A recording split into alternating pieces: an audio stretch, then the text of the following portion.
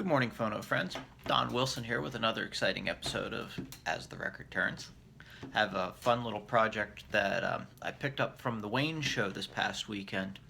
I can't exactly say that it's my forte, but sometimes impulse just gets the best of us. So this is a project that I never thought I would have taken on, but take a look at this.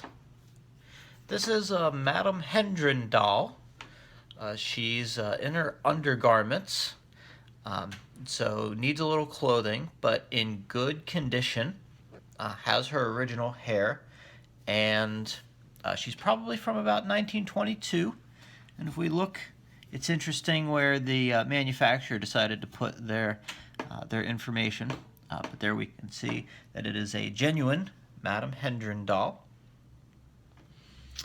And I've already taken out the motor works because I thought that you would all be very interested in seeing it.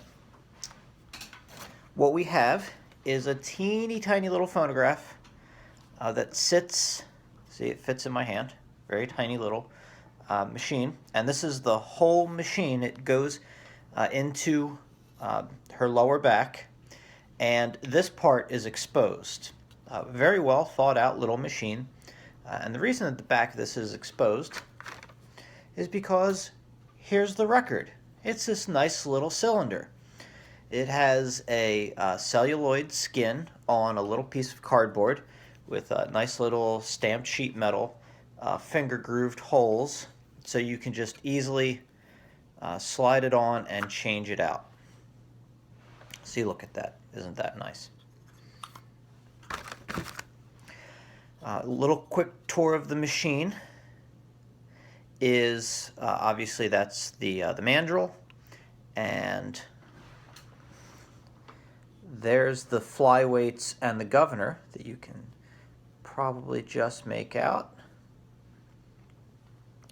This coil spring that's over top the winding shaft, that's the mainspring. This is a dirt simple machine, but apparently they're pretty reliable. This is the reproducer. There's the outlet to the horn. And if we turn it around and look at it upside down, this is the bottom. Here is the needle, or I should say the stylus. It is a little sapphire on the end of that. Let me get out of the way, maybe you can see a little better. It is a little tiny sapphire, and looking at it under magnification, oh, actually, it's the pointy part is going down. It closely resembles a Edison B reproducer. The difference between this and a more typical cylinder machine is there's no feed screw. It just follows. If I can get that in the picture, you can kind of see underneath the drum or the mandrel that the stylus just follows the grooves in the cylinder, so there's no feed screw for it. We have the winding key, as you saw, and this is the brake, and it's almost like a carriage return on a typewriter. See, when we unlock the brake, it also gives it a little tiny shove to get it going, which is a really clever design. And when we turn it all the way, it not only engages the brake back on the coin edge side of the mandrel, it also does the carriage return typewriter style return of the stylus to the beginning. So now that you've had the little tour, put the cylinder on. We'll wind her up. They made these dolls from 1922 to 1925. The records are replaceable, and there were a number of titles available. And since this was just underneath the clothing, it looks like that they were meant to be changed and you could buy additional records. The records are commonly available on eBay. and they are specific to this doll, but apparently this doll was one of the more common ones. So here we go, it's wound up. The spring is old. It's not broken, but it is a little weak. And there is absolutely no adjustment on this machine. There's some screws to adjust things like lash in the shaft, but there's, like any other phonograph, there's no adjustments for the regulator and whatnot, or for the governor, excuse me. So I guess pretty much it plays at the speed that it plays at, and that's that. So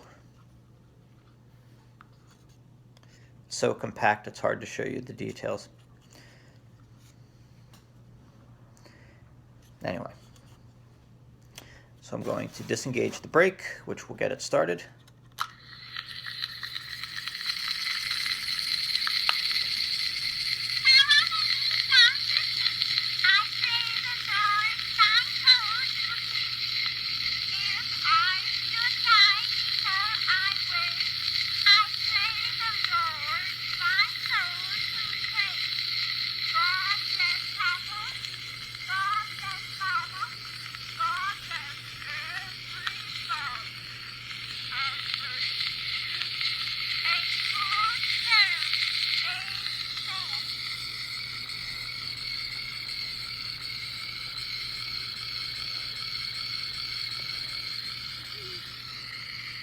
I don't think there's any kind of stop, it just winds the spring down.